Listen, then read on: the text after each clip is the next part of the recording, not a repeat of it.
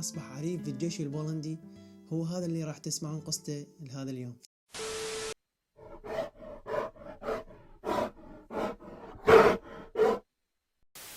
في ربيع عام 1942 جيش أندرس اللي تشكل حديثا وبعد ما انشق عن الاتحاد السوفيتي حتى يروح إلى إيران برقة الآلاف المدنيين البولنديين. وبيوم 8 أبريل من عام 1942 وتحديدا محطة قطار همدان الإيرانية التقوا الجنود البولنديين بولد كردي اللي كان عنده دب صغير لقاه قبل فترة وحيد بعد من قتلت أمه من قبل الصيادين. وواحدة من اللاجئين المدنيين اللي اسمها إيرينا إنكا اللي تبلغ من العمر 18 عام، اللي هي بنت أخت الجنرال بولسلاو اللي استلطفت الدب هواية، وهذا الشيء دفعها بأن تقنع الملازم أناتول لشرائه. وبعد ما تم شرائه كان الدب الصغير تحت رعاية إيرينا، وبشهر آب تم التبرع به حتى يكون وسيلة للنقل في الفيلق الثاني واللي أصبح بعدين الفيلق الثاني والعشرين للإمدادات المدفعية. وهنا تم تسمية الدب الصغير من قبل الجنود بفوتيك، وهذا الاسم قديم كان يستخدم باللغة السلوفاكية واللي تعني المحارب السعيد، ولحد هاي اللحظة هذا اللقب موجود في بولندا. بالبداية كان فوتيك يعاني من صعوبة البلع،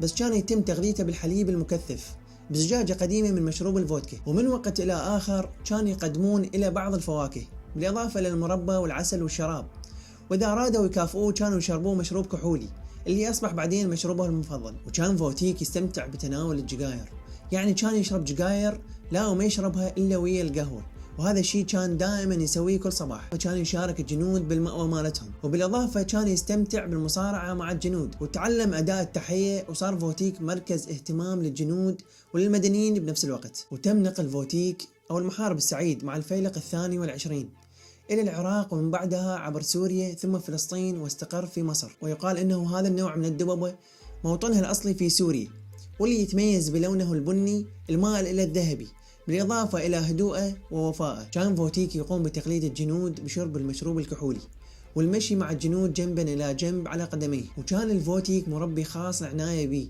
وسرعان ما كبر فوتيك مع الوقت، وخلال معركة كاسينو صار وزنه 91 كيلوغرام. من مصر تم تكليف الجيش البولندي والفيلق الثاني تحديدا للقتال مع الجيش البريطاني الثامن خلال الحملة الإيطالية، وبحسب قوانين سفن النقل البريطانية اللي راح تنقل الجيش إلى إيطاليا تمنع نقل الحيوانات، ولذلك تم التحايل عليهم حتى يقدرون ينقلون فوتيك وياهم. وبعد التحايل تم تعيين فوتيك رسميا كجندي خاص في الفيلق الثاني والعشرين للإمدادات المدفعية، وتم تخصيص كل من هنريك وديمتري للعناية بفوتيك. وبعد ما أصبح فوتيك جندي يحمل الهوية والرتبة العسكرية ورقم تسلسلي. بعدها عاش بين الجنود بخيمهم أو بالصناديق الخشبية اللي كانت تنتقل بالشاحنات. وبخلال معركة مونتي كاسينو ساعد فوتيك وحتى العسكرية من خلال نقل الذخيرة وحمل الصناديق اللي كانت تحتوي على القذائف المدفعية اللي كانت أوزانها كلش ثقيلة من دون ما تسقط منه. وبهاي المعركة حصل فوتيك على الترقية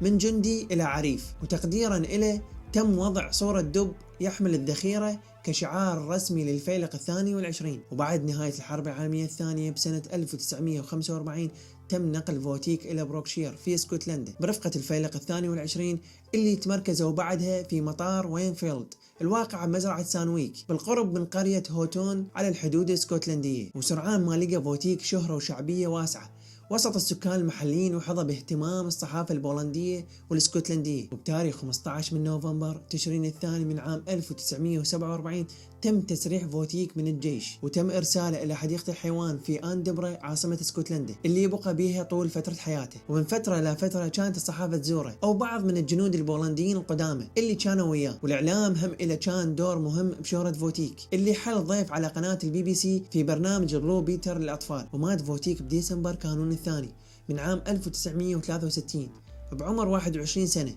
وكان وزنه 490 كيلوغرام وبطول أكثر من 6 أقدام. وتم بعدها عمل أكثر من نصب تذكار العريف فوتيك، من ضمنها تمثال من صنع ديفيد هاردينك بمتحف سكورسكي، ولوحة بمتحف الحرب الإمبراطوري في لندن. وبعام 2013 قرر مجلس مدينة كركوف عمل تمثال في منتزه جوردن بارك، واللي تم الكشف عليه في 18 من شهر أيار من سنة 2014، وذلك للذكرى 70 لمعركة مونتي كاسينو. وبعام 2013 تم عرض فيلم الدب الذي ذهب إلى الحرب على قناة البي بي سي، اللي قام بسرد قصة فوتيك الكاملة، بالإضافة وضعه بالعديد من الألعاب من ضمنها لعبة هارت أوف آيرون ولعبة المنجل اللي يمثلها شخصيتين، شخصية آن وشخصية فوتيك، وكانت آن رفيقة فوتيك في اللعبة، والعديد من الأفلام والمسلسلات الكرتونية اللي كان يعتبر رمز بولندا ومصدر إلهام للمدارس التعليمية.